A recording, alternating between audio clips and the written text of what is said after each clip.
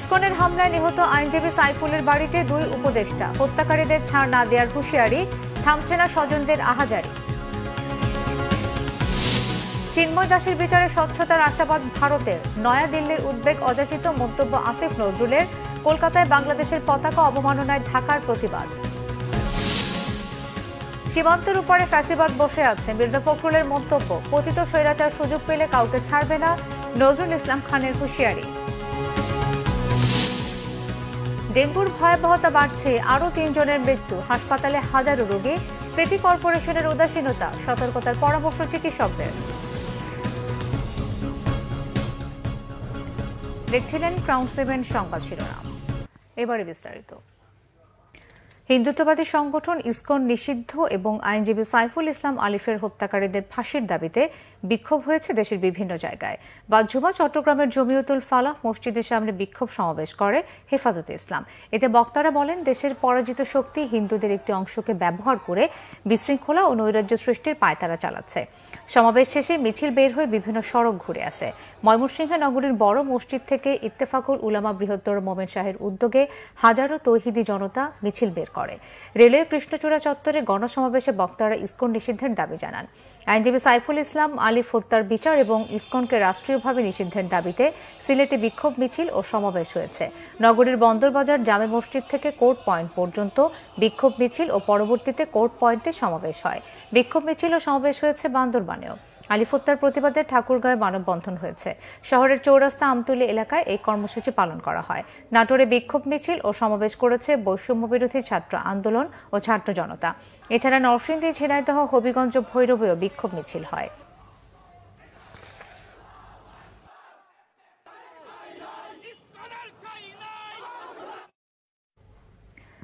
কান্না থামছে না আইনজীবী সাইফুল ইসলাম আলিফের পরিবারের। তাদের প্রতি গভীর সমবেদনা জানিয়েছেন অন্তর্বর্তী সরকারের 2 উপদেষ্টা। আশ্বাস দিয়েছেন হত্যাকারীদের কোনো ছাড় না দেওয়ার। চট্টগ্রাম থেকে শাহেদা পিয়ার রিপোর্ট।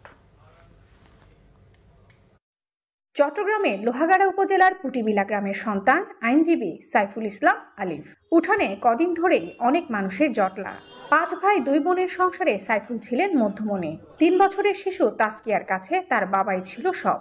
সপ্তাহ ঘুরে শুক্রবার এলেও প্রিয় বাবা বাড়ি কেন এলো না, সে প্রশ্নই যেন তার চোখে মুখে। আলিফের স্ত্রী 3 মাসের অন্তঃসত্ত্বা। এমন দুর্দিনে স্বামীকে হারিয়ে কথা বলার সব শক্তিও হারিয়ে গেছে এই গৃহবধূ। জ্ঞান হারাচ্ছেন বারবার। দুষ্কৃতিকারীদের এই একটাই দাবি, সর্বোচ্চ সাজা, তাদের ফাঁসি হোক।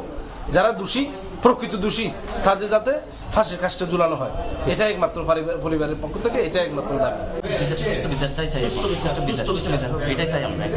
শুক্রবার সকালে আলিফের কবর জিয়ারত ও তার পরিবারের প্রতি সমবেদনা জানান 2 উপদেষ্টা।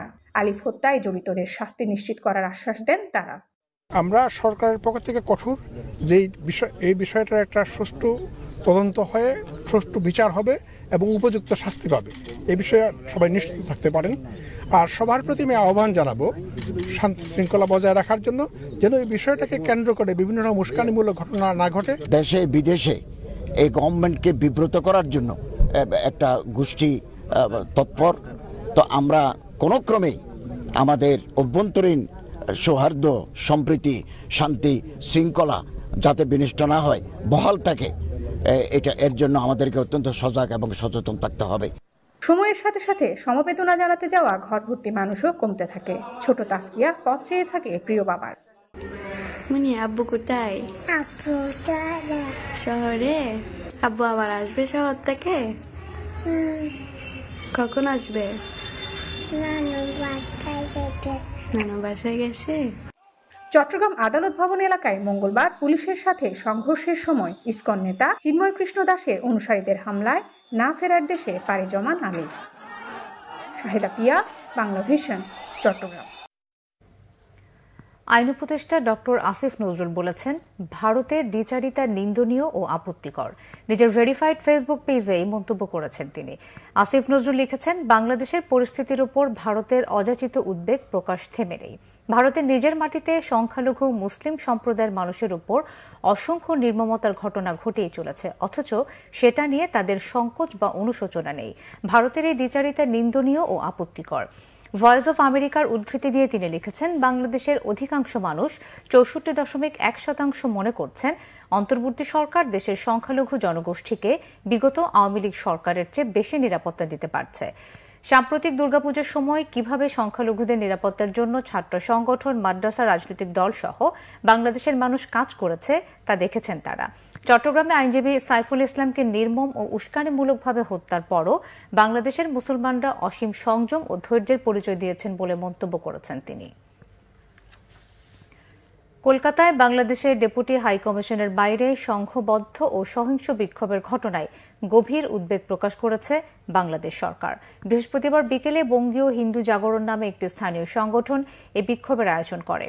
সেখানে জাতীয় পতাকা অবমাননা এবং প্রধান উপদেষ্টার কুশপুত্তলিকা পোড়ানো হয়েছে। এসব ঘটনায় তীব্র নিন্দা জানিয়েছে ঢাকা। একই সঙ্গে কলকাতায় বাংলাদেশের ডেপুটি হাইকমিশন ও ভারতে বাংলাদেশের অন্যান্য কূটনৈতিক মিশনের পাশাপাশি কূটনৈতিক এবং অকূটনৈতিক সদস্যদের নিরাপত্তা নিশ্চিতের জন্য ভারত সরকারের প্রতি আহ্বান জানিয়েছে। শুক্রবার পররাষ্ট্র মন্ত্রণালয় থেকে এক বিজ্ঞপ্তিতে এই আহ্বান জানানো হয়। বিজ্ঞপ্তিতে বাংলাদেশের জাতীয় পতাকা অবমাননা এবং প্রধান উপদেষ্টার কুশপুত্তলিকা পোড়ানোর জঘন্য কাজের তীব্র নিন্দা জানানো হয়। ভবিষ্যতে এ ধরনের ঘটনা যাতে না ঘটে সেজন্য প্রয়োজনীয় ব্যবস্থা গ্রহণের জন্য ভারত সরকারের প্রতি আহ্বান জানানো হয়েছে। বাংলাদেশের সংখ্যালঘু সহ সকল নাগরিকদের সুরক্ষা নিশ্চিত করার দায়িত্ব ডক্টর মোহাম্মদ ইউনূস নেতৃত্বাধীন অন্তর্বর্তী সরকারের। শুক্রবার ভারতের সংসদের নিম্নকক্ষ লোকসভায় একথা বলেন দেশটির পররাষ্ট্রমন্ত্রী এস জয়শঙ্কর। পররাষ্ট্রমন্ত্রী বলেন, সংখ্যালঘু সহ হিন্দুদের উপর নির্যাতনের বিষয়কে গুরুতরভাবেই দেখা হচ্ছে এবং বাংলাদেশ সরকারের কাছে দিল্লি উদ্বেগ জানিয়েছে। এদিন চিন্ময় কৃষ্ণদাস ইস্যুতে সাংবাদিকদের প্রশ্নের উত্তরে মন্ত্রণালয়ের মুখপাত্র রণধীর জয়সওয়াল বলেন, হিন্দুদের উপর হামলা নিয়ে ভারত বাংলাদেশের সঙ্গে সার্বক্ষণিক যোগাযোগ রাখছে। হিন্দুদের উপর হুমকি এবং হামলার বিষয়টি বাংলাদেশ সরকারের কাছে জোরালোভাবে উপস্থাপন করছে ভারত। বাংলাদেশ সরকারকে সংখ্যালঘুদের নিরাপত্তা নিশ্চিত করতে হবে, এটি ভারতের স্পষ্ট বার্তা। এছাড়া চিন্ময় দাসের বিরুদ্ধে চলমান আইনি প্রক্রিয়া স্বচ্ছ এবং ন্যায়বিচারের ভিত্তিতে হবে বলে আশাবাদ ব্যক্ত করেন রণধীর জয়সওয়াল।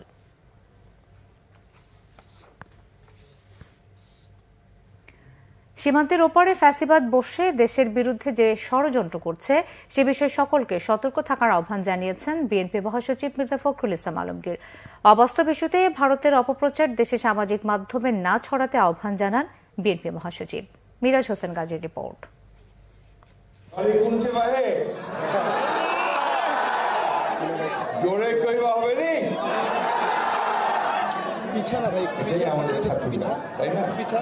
ঢাকাস্থ ঠাকুরগাঁও ছাত্র পরিষদের এই কনভেনশনে নিজ জন্মস্থানের এত মানুষ একত্রিত হওয়া দেখে শৈশবে ফিরে যান জাতীয় রাজনীতির পরিচ্ছন্ন নেতা হিসেবে পরিচিত মির্জা ফখরুল ইসলাম আলমগীর। আমাকে যখন ঠাকুরগাঁয়ের কথা বলে, যে ঠাকুরগাঁ সমিতি বা ঠাকুরগাঁয়ের কোনো সংগঠন, আমি এদের একটু বকা দিই, এই আনোয়ারদেরকে, আমার কামালদেরকে, যে তোরা আমাকে ঠাকুরগাঁ করিস না। কারণ আমি আমার ছাত্র জীবনেও আমি দিনাজপুর সমিতি করিনি, জানে কচি ভাই। কারণ আমি তখনও যে রাজনীতির চিন্তা ছিল মাথার মধ্যে, সেই চিন্তাটা ছিল সামগ্রিক ছিল। এখন মনে হচ্ছে যে আমার খুঁটিটা তো দরকার, আমার বেসটা তো দরকার, আমার তো ভিত্তিটা দরকার। সেই ভিত্তি হচ্ছে আমার ঠাকুরগাঁ। যে কারণে আমার কর্মজীবনে আমি বারবার ঠাকুরগাঁয় ফিরে গেছি। আমি আসলে আজকে এখানে নস্টালজিয়ায় আক্রান্ত হয়েছি। নিজ জেলার শিক্ষার্থীদের সাথে এই আয়োজনে উপস্থিত অনেকেই তার সহপাঠী, বন্ধু কিংবা খেলার সাথী। তাদের কেউ কেউ ঠাকুরগাঁও বিমানবন্দর চালুর উদ্যোগ নেয়ার দাবি জানিয়েছিলেন বক্তব্যে। মির্জা ফখরুল ইসলাম আলমগীর বলেন, সাধারণ মানুষের উপকারে আসবে এমন উন্নয়নে মনোযোগী হতে হবে আগে। এখন আমার একটা প্রশ্নের উত্তর দেবে, এই বিমানবন্দরে কচি ভাই ছাড়া আর কে উঠতে পারবে? আমার সলিমুদ্দিন ভাই বিমানবন্দরে উঠতে পারবে না। না, এটা বাস্তবতা। আমি স্টুডেন্ট অফ ইকোনমিক্স। আমি এই কারণে বলি যে যেটা প্রাধান্য দেওয়া দরকার সেইটাকে প্রাধান্য দেবেন। আপনার ট্রেন চালু হয়েছে, এই ট্রেনটাকে আরো ভালো করতে হবে। এই ট্রেনকে আপনার 2-3টে করে ট্রেন চালু করতে হবে। আপনার বাস সার্ভিসটা ভালো করতে হবে। বিমানবন্দর যদি সুযোগ হয়, ভায়াবিলিটি থাকে, তাহলে বিমানবন্দর হবে। আমরা চালু করেছিলাম ইনশাআল্লাহ। জাতীয় ও আন্তর্জাতিক রাজনীতির ইস্যুতেও কথা বলেন বিএনপির মহাসচিব।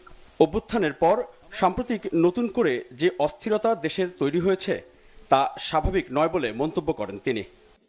সীমান্তের ওই পারে ফ্যাসিস্ট বসে আছে, তাই না?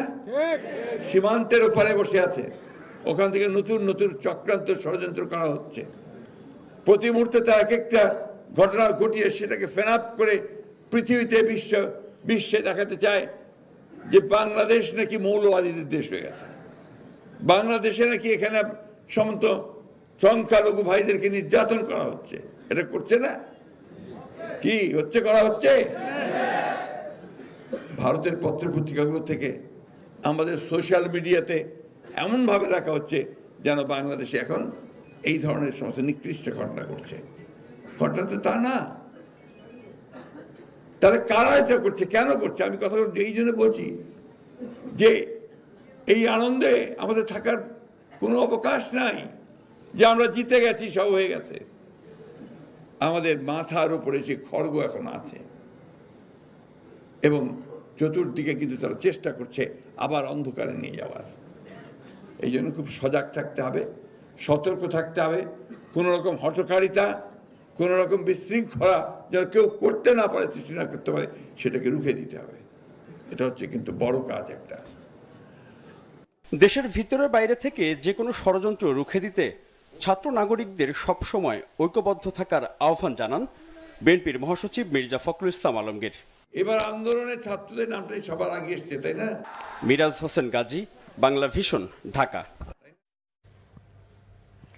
এদিকে ইসকনের বহিষ্কৃত নেতার জন্য বিবৃতি দিলেও জুলাই বিপ্লবে এত মানুষের মৃত্যু ও চট্টগ্রামে আইনজীবী হত্যা নিয়ে কোনো বিবৃতি না দেয়ায় ভারতের কড়া সমালোচনা করলেন বিএনপির স্থায়ী কমিটির সদস্য নজরুল ইসলাম খান। বাংলাদেশ খেলাফত আন্দোলনের ৪৩তম প্রতিষ্ঠা বার্ষিকীর আলোচনায় তিনি এসব কথা বলেন। নজরুল ইসলাম খান বলেন, পতিত স্বৈরাচার আরেকবার সুযোগ পেলে কাউকে ছাড়বে না, সবাইকে শেষ করে দেবে, তাই সতর্ক থাকতে হবে। আবারও যেন নির্যাতন লুটপাটের সুযোগ না পায়, সবাইকে ঐক্যবদ্ধ থাকার আহ্বান জানান বিএনপির এই নেতা। বলেন, সুষ্ঠু নির্বাচন অনুষ্ঠানের দায়িত্ব পালন করাই অন্তর্বর্তীকালীন সরকারের কাজ। রাষ্ট্র পরিচালনা টেকনিক্যাল নয়, রাজনৈতিক কাজ বলেও স্মরণ করিয়ে দেন তিনি। বলেন, সবাই ঐক্যবদ্ধ থাকলে কোনো অপশক্তি মাথা উঁচু করে দাঁড়াতে পারবে না। ষড়যন্ত্র ব্যর্থ করতে একতার বিকল্প নেই বলেও মন্তব্য করেন তিনি। সব শ্রেণী পেশার মানুষকে নিয়ে কথা বলতে সরকারের প্রতি আহ্বান জানান নজরুল ইসলাম খান।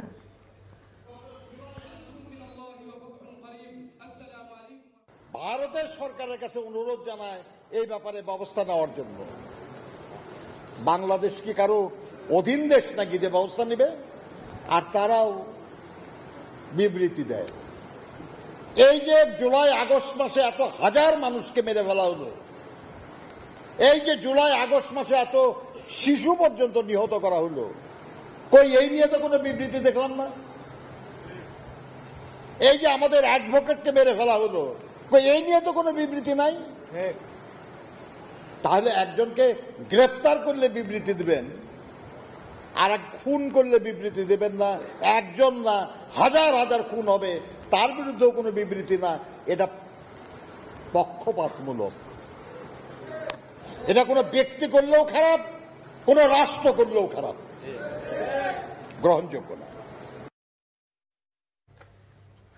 রাজনৈতিক দলগুলোর সাথে আলাপ আলোচনার ভিত্তিতে নির্বাচনের রোডম্যাপ ঘোষণার তাগিদ দিয়েছেন নির্বাচন ব্যবস্থা সংস্কার কমিশনের প্রধান ডক্টর বদিউল আলম মজুমদার।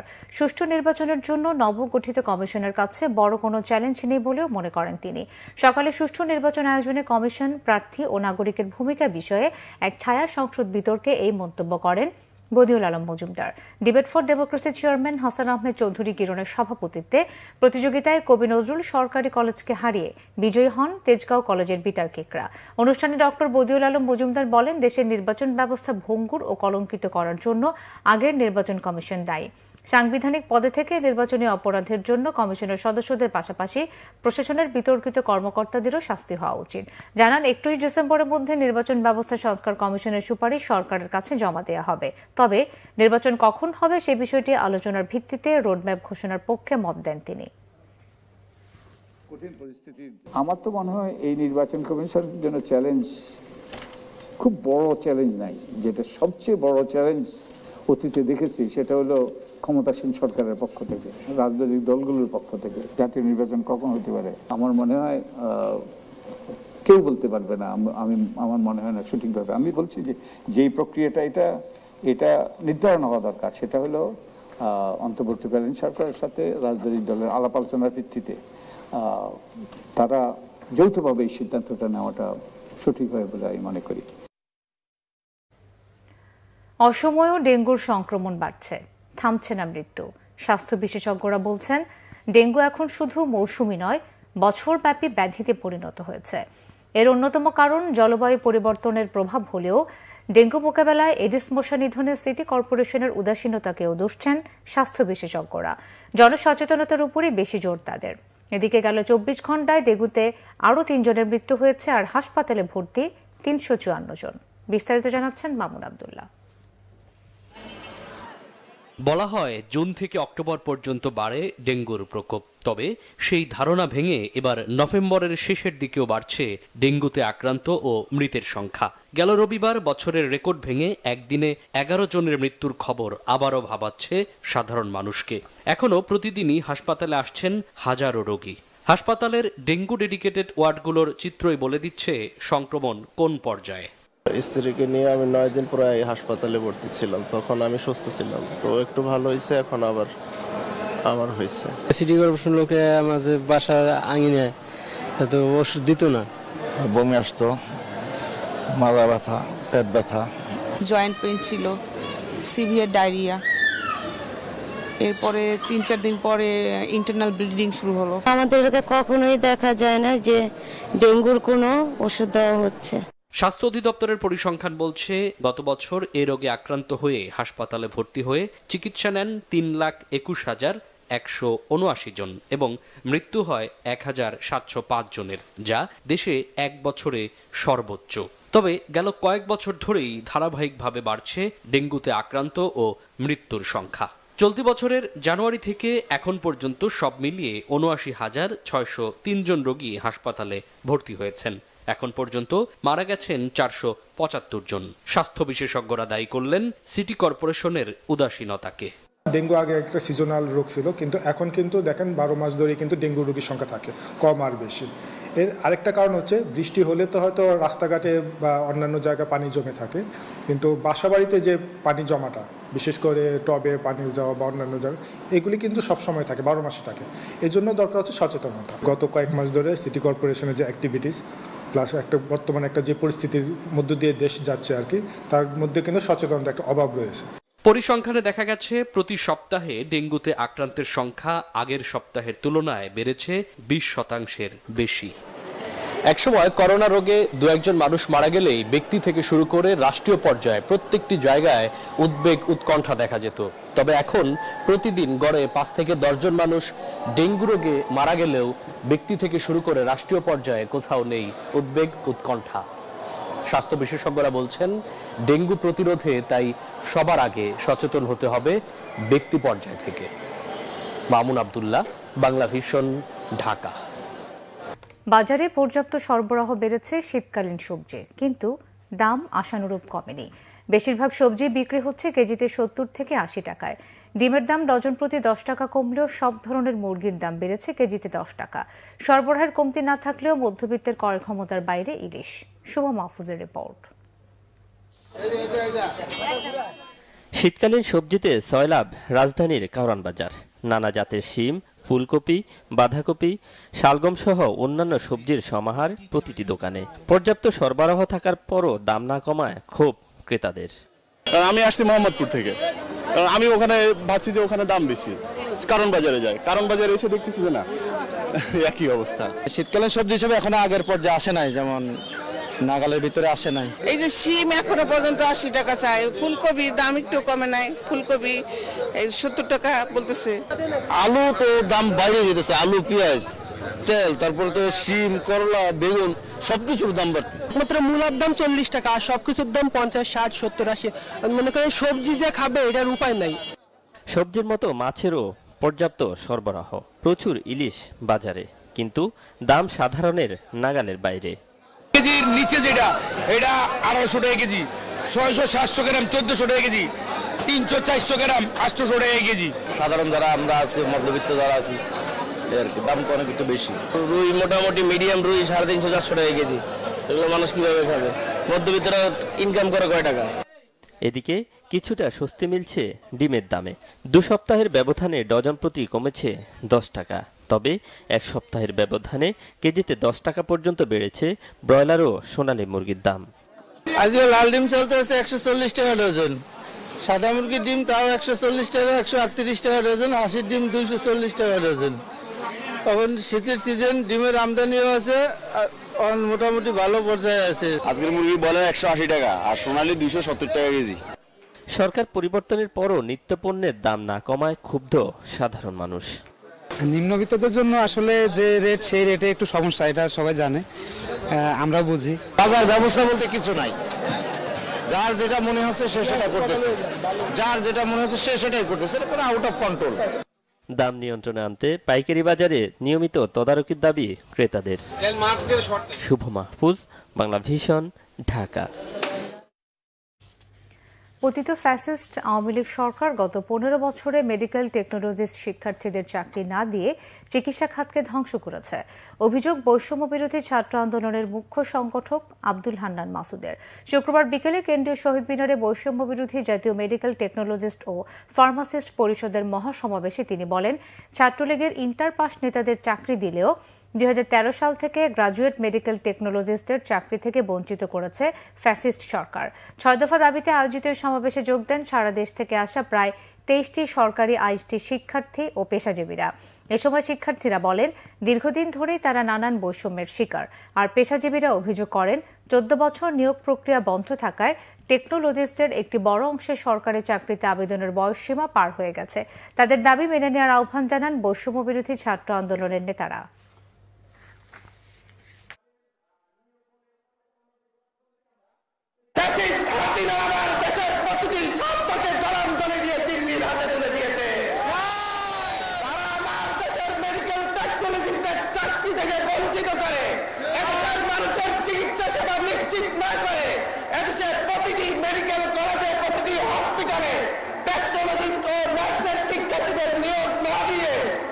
চিকিৎসা ব্যবস্থার এমন একটি বেহাল দশা তৈরি করেছে যাতে দেশের প্রতিটি মানুষ একটু জ্বর সর্দি হলে ভারতে যেতে বাধ্য হয়।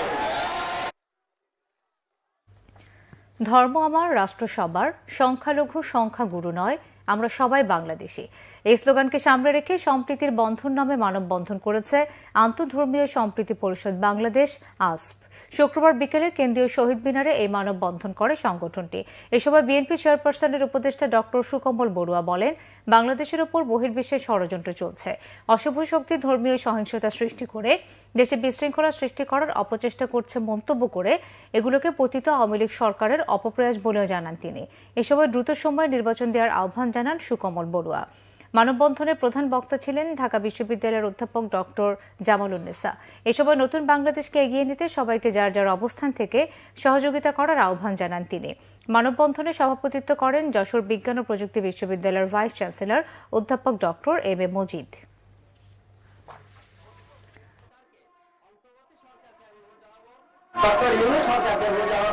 আপনার কাজ করে যান, যত দ্রুত পারেন নির্বাচন জন্য তৈরি হয়ে যান। আপনার যত কমিশন আছে, যত ধরনের আপনাদের উপদেষ্টা আছে, তাদেরকে নির্দেশ দেন এবং আমরা মনে করি যত আইনশৃঙ্খলা বাহিনী আছে তাদেরকে নির্দেশ দেন, আমরা যাতে একটা সুষ্ঠু নির্বাচনের পক্ষে সকলে একত্রিত হয়ে আমরা ঐক্যতার মাধ্যমে, একতার মাধ্যমে, সম্প্রীতির মাধ্যমে সকল ধর্ম, বর্ণ, জাতির দৃষ্টিকে নিয়ে আমরা বাংলাদেশ করতে চাই। এদের শহীদদের রক্ত যাতে বৃথা না হয়। রাজধানীতে শুরু হয়েছে দুদিনের রিক্সা ফেস্টিভ্যাল। তেজগাঁও লিংক রোডের আলোকি কনভেনশন সেন্টারে শুরু হয়েছে এই আয়োজন। প্রতিদিন সকাল 10টা থেকে রাত 10টা পর্যন্ত চলবে এই প্রদর্শনী। উৎসবের মূল আকর্ষণ হিসেবে থাকছে জনপ্রিয় কিছু চলচ্চিত্র প্রদর্শনী। প্রথম দিন শুক্রবার বিকেলে প্রদর্শিত হয় জনপ্রিয় চলচ্চিত্র মনপুরা। এরপরে চলচ্চিত্র পরিচালক গিয়াসউদ্দিন সেলিমের সাথে আলোচনা সভার আয়োজন করা হয়। ছিল জলের গানের একক সঙ্গীতানুষ্ঠান। দ্বিতীয় দিন শনিবার বিকেলে প্রদর্শিত হবে দর্শকপ্রিয় চলচ্চিত্র দারুচিনির দ্বীপ। ইন্দোরের একক সঙ্গীতানুষ্ঠানের মাধ্যমে পর্দা নামবে এই জমকালো উৎসবের। রিক্সা কানেক্টস আয়োজিত 2 দিনের এই মেলায় আরও থাকছে নানান আকর্ষণীয় আয়োজন। বাউল গান ও অন্যান্য সাংস্কৃতিক পরিবেশনা দর্শকদের মুগ্ধ করবে। গ্লাস হাউসে চলবে রিক্সা শিল্প ও সাংস্কৃতিক প্রদর্শনী। এছাড়া জমজমাট মেলায় থাকছে ব্র্যান্ড স্টল সমৃদ্ধ নানান পণ্য। প্রতিভা ফাউন্ডেশনের উদ্যোগে রিক্সা পেইন্টিং কর্মশালা এবং ক্লে স্টেশনের পরিচালনা টেরাকোটা ওয়ার্কশপ এই উৎসবে যোগ করবে সৃজনশীলতার নতুন মাত্রা।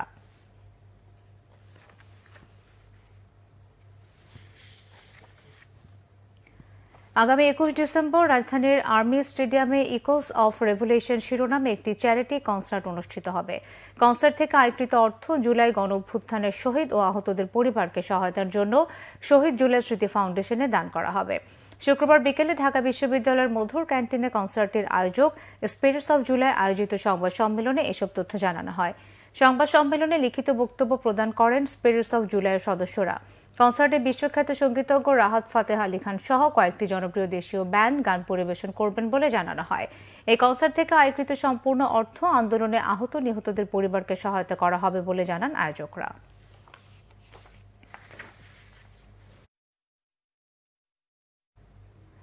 আরও কিছু খবর নিয়ে একটি ডেস্ক রিপোর্ট।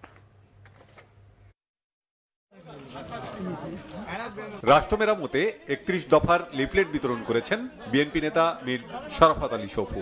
মুন্সিগঞ্জের কুকুটিয়ায় পাইলভোগ গ্রামে লিফলেট বিতরণ ছাড়াও 4টি পরিবারকে 25 কেজি করে চাল বিতরণ করেন তিনি। এ সময় শরাফত আলী সফু বলেন, ইসকনের মাধ্যমে আওয়ামী লীগ ষড়যন্ত্র করছে। আশুলিয়ায় বৈষম্য বিরোধী ছাত্র আন্দোলনে নিহত সকল শহীদদের আত্মার মাগফিরাত কামনা এবং আহতদের সুস্থতা কামনায় দোয়া ও মিলাদ মাহফিল হয়েছে। ভাদাইল এলাকার হাজী পিয়ার আলী স্কুল মাঠে ধামসোনা ইউনিয়ন বিএনপি ও অঙ্গ সংগঠনের ব্যানারে এই অনুষ্ঠানে প্রধান অতিথি ছিলেন ঢাকা 19 আসনের বিএনপি সাবেক সংসদ সদস্য ডাক্তার দেওয়ান মোহাম্মদ সালাউদ্দিন বাবু। বিএনপির ভারপ্রাপ্ত চেয়ারম্যান তারেক রহমানের নির্দেশে রাষ্ট্র সংস্কারে 31 দফা বাস্তবায়নে ফরিদপুরে মতবিনিময় সভা ও লিফলেট বিতরণ করা হয়েছে। মুন্সিবাজারে স্থানীয় বিএনপির উদ্যোগে সভায় প্রধান অতিথি ছিলেন যুবদলের কেন্দ্রীয় কমিটির সাবেক সহসভাপতি মাহবুবুল হাসান ভুইয়া পিঙ্কু। স্বৈরাচার শেখ হাসিনার ষড়যন্ত্রের প্রতিবাদে বিক্ষোভ সমাবেশ করেছে ঢাকা জেলা স্বেচ্ছাসেবক দল। ধামরাই উপজেলার চণ্ডীশ্বর সরকারি প্রাথমিক বিদ্যালয় মাঠে বিক্ষোভ সমাবেশে প্রধান অতিথি ছিলেন সংগঠনের সভাপতি নাজমুল হাসান অবি। এ সময় তিনি দেশে বিশৃঙ্খলা ও রাজনৈতিক অস্থিতিশীলতা তৈরির চেষ্টা রুখে দিতে নেতাকর্মীদের প্রতি আহ্বান জানান। গৌরনদী পৌরসভা বিএনপির প্রতিনিধি সভা হয়েছে। স্থানীয় অডিটোরিয়ামে সভায় সভাপতিত্ব করেন পৌর বিএনপির ভারপ্রাপ্ত আহ্বায়ক শফিকুর রহমান শরীফ স্বপন। অনুষ্ঠানে বিএনপির চেয়ারপারসনের উপদেষ্টা সাবেক সংসদ সদস্য জহিদুদ্দিন স্বপন বলেন, বিএনপি এই সরকারের সফলতা চাই বলেই সব ধরনের সমর্থন দিচ্ছে। বরিশাল উত্তর জেলা বিএনপির সদস্য সচিব মিজানুর রহমান মুকুল, গৌরনদী উপজেলা বিএনপির আহ্বায়ক বীর মুক্তিযোদ্ধা সৈয়দ সরওয়াল আলম, সদস্য সচিব শরীফ, জহির, সাজ্জাদ, হান্নান সভায় বক্তব্য রাখেন। বাংলাদেশ জাতীয়তাবাদী সামাজিক সাংস্কৃতিক সংস্থা জাসাসের কেন্দ্রীয় সদস্য সচিব জাকির হোসেন রোকন বলেছেন, দেশকে ফ্যাসিস্ট হাসিনা মুক্ত করতে ছাত্র জনতার সাথে জাসাসের নেতাকর্মীরাও শহীদ হয়েছে, পঙ্গুত্ব বরণ করেছে, কারা নির্যাতন সহ পেটোয়া বাহিনীর হাতে নিগৃহীত হয়েছে। চট্টগ্রাম জেলা শিল্পকলা একাডেমি মিলনায়তনে জাসাসের চট্টগ্রাম বিভাগীয় কর্মী সম্মেলনে তিনি এসব কথা বলেন। গণ অভ্যুত্থানের আকাঙ্ক্ষা, গণতন্ত্র ও সার্বভৌমত্ব রক্ষায় দেশি বিদেশি সকল ষড়যন্ত্রের বিরুদ্ধে সমাবেশ ও মিছিল করেছে গণসংহতি আন্দোলন ঢাকা মহানগর। জাতীয় প্রেস ক্লাবের সামনে সমাবেশ শেষে মিছিল বের করা হয়। সকল ষড়যন্ত্রের বিরুদ্ধে ঐক্যবদ্ধ হওয়ার আহ্বান জানান বক্তারা।